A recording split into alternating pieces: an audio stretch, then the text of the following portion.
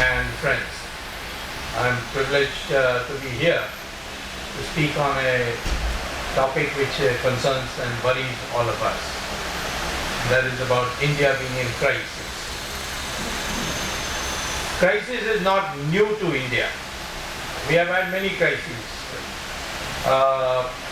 We had a crisis in, the last one we had was 1990-91, and I know how touch and go it was because I was a minister at that time, and we were able to introduce economic reforms which changed the course of Indian history, and for 20 years we had very high growth rates and India was called as the new emerging global power, etc., etc. So that crisis produced economic reforms. Similarly, we had the crisis on the China crisis in 1962, as a consequence of which our defense machinery was vastly improved. We had a crisis of food in 1965, which led to Green Revolution. So I find that every time we have had a crisis, India comes out and improved from that crisis. So if there is a crisis, I welcome it. I think crisis is good for India because we act only when there is a crisis, otherwise we don't act crisis. In 1977, we had an election. And I remember from 75 to 77 when I was struggling, fighting, I went abroad to campaign against it.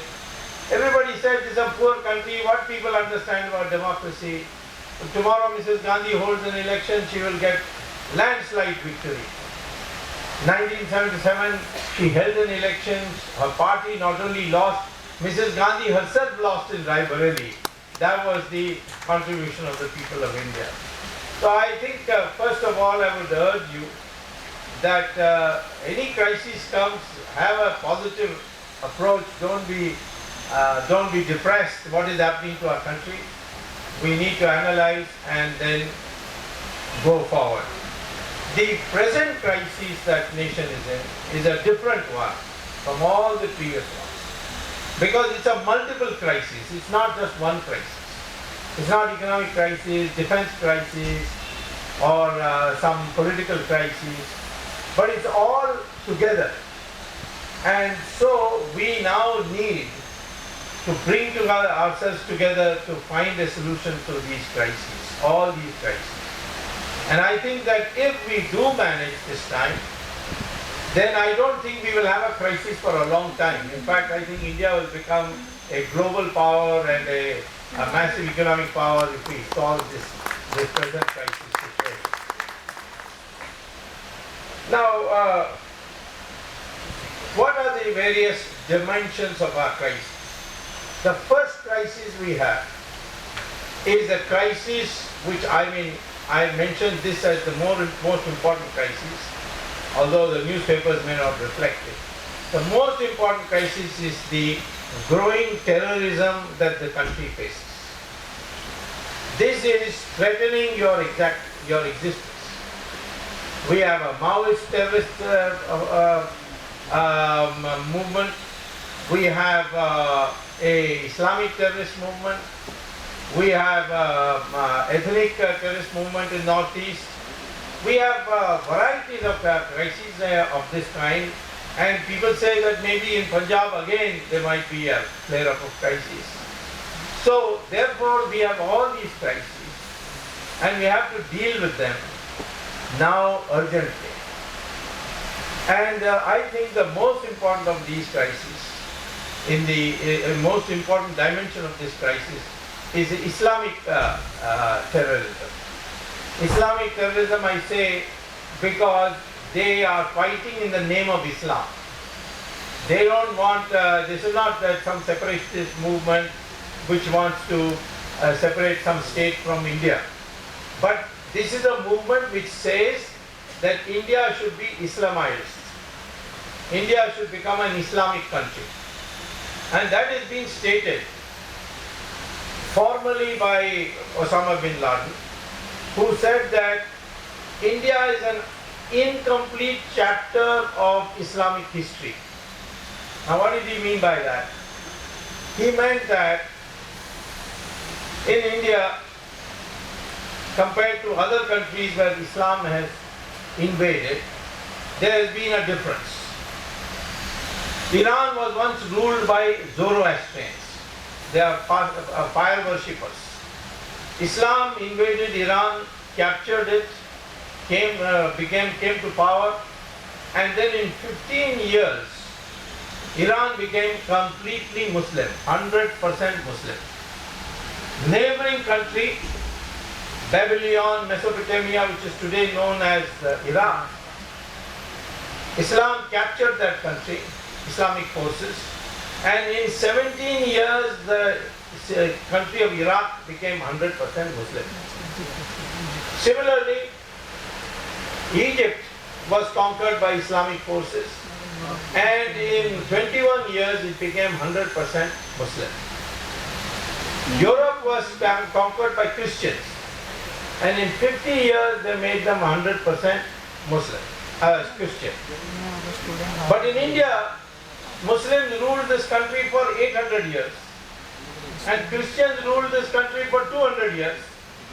Even then, your country today is 83% Hindu. This is the incomplete status.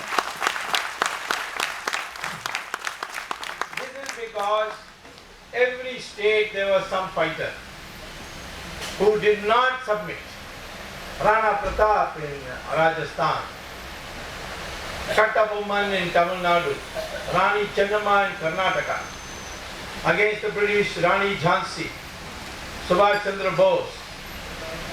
Here of in your state, there were so many. The Vijayanagara Empire extended through this state. So we kept fighting. Shivaji fought and got victory also. So therefore, we kept on fighting, and they never gave up, and that's why Islam could not convert the Hindus to 100% Muslim. Why we did not win? That is because we took time to learn the new methods of Islamic warfare. When Islam did not come to India, our rules of warfare were very civilized. The war will not start till the sun rises, and when the sun sets, you will go back to your tent and go to sleep for the night and come back the next morning to fight. You will not fight in the agricultural field. You will not fight in the population centers. You will fight only in the open Maidan. So Kurukshetra was open Maidan. When Ravan had to fight Ram, he had to come out of his fort and in the open Maidan fight Rama.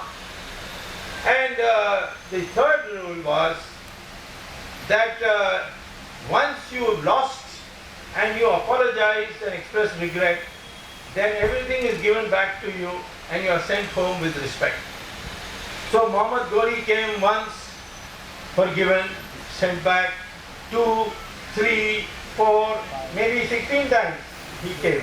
16 times. Now that was very wrong of Prithviraj Chauhan to give him so many times forgiveness.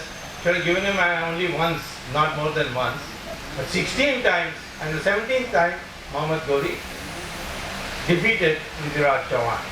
So they came in the night, they came in the villages, they came into the agricultural fields, they looted your country. So their method of warfare was different from what we were trained. And that's why it took a long time till Shivaji came, and Shivaji was the one who played according to their rules, and that's why Shivaji was very successful compared to other things like So now, what do we do for terrorism? First and foremost, to solve this crisis of terrorism, you have to make a resolve that you will not negotiate with a terrorist unless he is ready to surrender. This is a fundamental decision you have to make. Kandahar, the NDA government surrendered 5 or 3 most